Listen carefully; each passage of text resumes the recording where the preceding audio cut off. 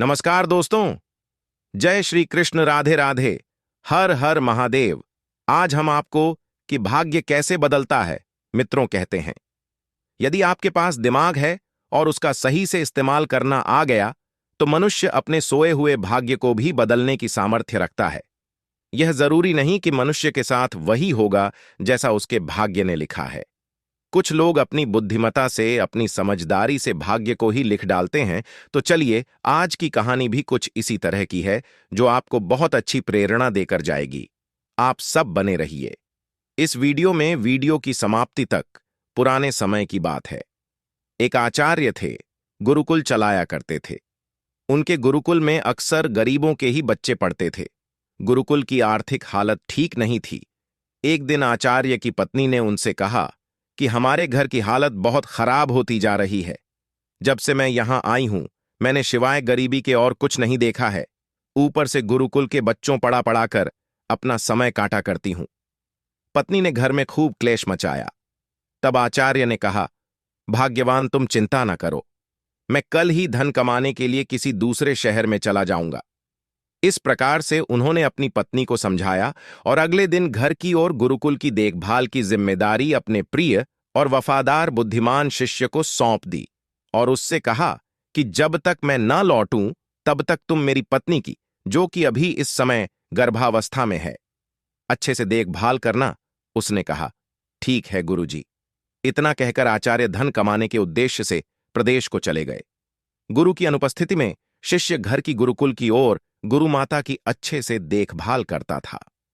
धीरे धीरे समय बीतता गया और गुरु माता का प्रसव काल का समय समीप आ गया।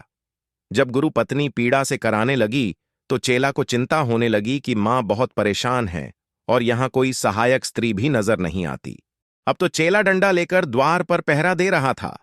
तब तक क्या देखता है कि एक बड़ा बूढ़ा आदमी हाथ में डंडा लेकर देखता हुआ चला रहा है। प्रसव कक्ष के द्वार पर जाकर जब वह बूढ़ा आदमी अंदर जाने लगा तो चेले ने उसे रोक लिया और कहा कि इस समय आप कक्ष में नहीं जा सकते। तब वह बूढ़ा आदमी बोला, बेटे, इस समय मेरा अंदर जाना बहुत जरूरी है। दरअसल मैं भाग्य हूं और तुम्हारी गुरु माताजी संतान को जन्म देने वाली है। मैं उसका भाग्य लिखने के लिए आया हूं। मित्रों, यह सुनकर चेले ने उसे अंदर जाने दिया। उधर गुरु पत्नी ने एक पुत्र को जन्म दिया। बूढ़ा उसका भाग्य लिखकर जब लौट कर आया तो चेले ने उसे रोककर पूछा कि बाबा, तुमने हमारे गुरु भाई के भाग्य में क्या क्या लिख दिया है, वह सब हमें बताने का कष्ट करें। बूढ़ा आदमी बोला, बेटे, किसी का भाग्य लिखकर उसके बारे में बताना यह हमारे नियम के विपरीत है, इसलिए हम तुम्हें नहीं बता सकते। लड़के ने जिद की और बोला, बताना तो तुम्हें पड़ेगा ही। जब तक आप बताओगे नहीं, मैं आपको इससे बाहर नहीं जाने दूंगा। दोस्तों, मजबूर होकर भाग्य ने उस बालक के बारे में बता दिया कि मैंने उसके भाग्य में लिखा है कि यह बालक पूरे जीवन गरीब बनकर रहेगा। इसके घर में सिर्फ एक बोरे गेहूं और एक दूध देती गाय के अतिरिक्त और कुछ नहीं रहेगा, पर यह बात तुम किसी को मत बताना। इतना कहकर भाग्य चला गया। दर्शक बंधु, इस प्रकार चेले ने बहुत ही अच्छे ढंग से उनका ख्याल रखा। उधर गुरु भी धन कमाकर प्रदेश से घर लौटे। गुरुजी धन कमाकर घर आए। उस धन से 2 वर्ष तो आराम से कट गई। 2 वर्ष बाद फिर धन की तंगी आ गई। पिछली बार की तरह गुरु ने फिर चेले को जिम्मेदारी सौंपी और फिर से धन कमाने के लिए चले गए। इस बार भी चेला बड़ी ईमानदारी से अपने धर्म का पालन कर रहा था। कुछ दिनों बाद गुरु पत्नी ने एक कन्या को जन्म दिया। पहले की तरह चेला द्वार पर खड़ा था।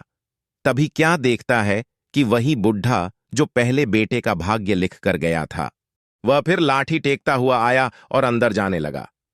चेले ने उसे रोक लिया तो कहने लगा कि बेटे, मुझे मत रोक, मैं भाग्य हूं। होने वाली संतान का भाग्य लिखने जा रहा हूं। चेले ने उसे अंदर जाने दिया। वह उस कन्या का भाग लिखकर जब लौटा तो चेले ने उससे पूछा कि हे बाबा, तुमने कैसा भाग लिखा है हमारी बहन का? कृपया हमें बताकर जाइए।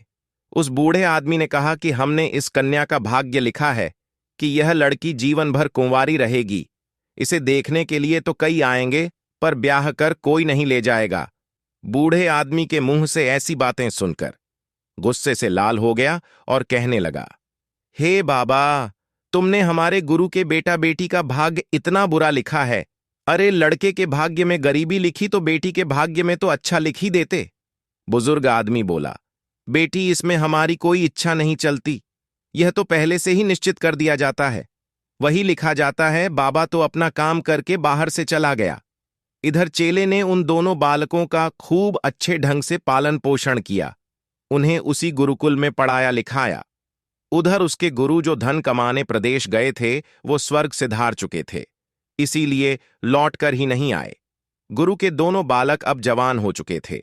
लड़का 20 वर्ष का हो गया था और लड़की 18 वर्ष की।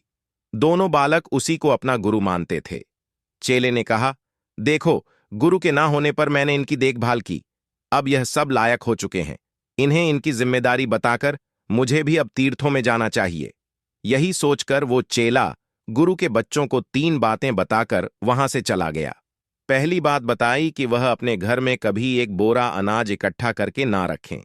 जब भी एक बोरा अनाज घर में आए वह उसे तुरंत बेचकर पैसे बना लें। दूसरी बात, घर में कभी दूध देती गाय मत रखना। जब भी तुम्हारे घर में कोई गाय आए तो तुम उसे तुरंत बेच देना। तीसरी बात, जब भी कोई तुम्हारी बहन को देखने के लिए आए तो तुम पहले उससे 100 स्वर्ण मुद्राएं लेकर रख लेना, उसके बाद ही अपनी बहन को दिखाना। गुरुपुत्र ने कहा कि ठीक है, और इतना कहकर चेला वहां से चला गया। दोस्तों, भाग्य अपने वचन अनुसार जब भी लोगों के माध्यम से उसके घर में एक बोरा अनाज और एक गाय पहुंचाता, तब वह लड़का तुरंत उन्हें बेचकर पैसे बना देता, क्योंकि भाग्य में लिखा था कि उसके घर एक बोरा अनाज और एक दूध देती गाय हमेशा रहेगी। उससे अधिक उसके पास कुछ नहीं होगा। उधर जब भी उसकी बहन को कोई देखने आता तो वह सोने के सिक्के उनसे पहले ही मांग लेते, उसके बाद ही अपनी बहन को दिखाता था। इस तरह से अब तो उसके पास खूब सारा धन हो गया। वह अपने घर में सब कुछ रखता था, पर एक गाय और एक अनाज का बोरा नहीं रखता था। उधर भाग्य अपने वचन को पूरा करने के लिए जब भी उनके घर में एक बोरा अनाज और गाय पहुंचाता तो वह घर में पहुंचते ही उसे बेच डालता था। भाग्य इस बात से बड़ा दुखी था कि उसका लिखा हुआ झूठा साबित कैसे हो रहा है। एक दिन की बात है कि भाग्य एक बूढ़े व्यक्ति के रूप में अनाज का एक बोरा लटकाए और हाथ में गाय की रस्सी पकड़े उसी आश्रम की ओर चला जा रहा था। रास्ते में उसे वहीं आचार्य का चेला मिल गया। चेला ने पूछा, हे भाग्य महोदय, कहाँ यह सब लटकाए घूम रहे हो? तुम पूरे जीवन ढोते ढोते थक जाओगे, मगर अपना वचन पूरा नहीं कर पाओगे। तब भाग्य बोला, हे महोदय, आज तक मेरा लिखा हुआ कभी झूठा नहीं हुआ, समझ में नहीं आ रहा है कि यह सब कैसे हो रहा है। तब आचार्य का चेला बोला, हे भाग्य महोदय, बुद्धि और पुरुषार्थ से भाग्य बदला जा सकता है। आपने जानबूझकर हमारे गुरुपुत्र और पुत्री का भाग्य ठीक नहीं लिखा, इसीलिए मैंने अपनी बुद्धि से उसे बदल दिया है।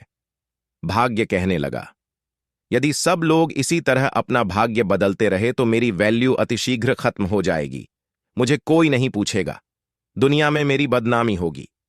तब चेला कहने लगा, हे भाग्य, यदि तुम मेरी गुरु बहन और गुरु भाई का भाग्य फिर से लिख देते हो तब तो ठीक है, वरना तुम्हारा लिखा हुआ भाग्य मैं कभी पूरा नहीं होने दूंगा। मित्रों, मजबूर होकर भाग्य ने आचार्य पुत्र और उनकी बेटी की भाग्य रेखाएं मिटाकर फिर से नवीन भाग्य तैयार किया। इसीलिए कहते हैं, बुद्धिमान मनुष्य अपनी बुद्धि और मेहनत से अपने भाग्य को भी वश में कर लेता है। आलसी, निकम्मे और कामचोर हमेशा भाग्य के अधीन बैठे रहते हैं और भाग्य भरोसे रहने वाले सदैव दुख में पड़े रहते हैं। मित्रों, हमारे जीवन में भाग्य का भी बहुत बड़ा योगदान रहता है, लेकिन भाग्य उन्हीं का अच्छा होता है जो पुरुषार्थी और बुद्धिमान होते हैं। तीव्र बुद्धि और पुरुषार्थ से कमजोर भाग्य को भी मिटाया जा सकता है। तो दोस्तों, वीडियो अगर अच्छी लगी हो तो वीडियो को लाइक और चैनल को सब्सक्राइब जरूर करें। धन्यवाद। जय श्री राम।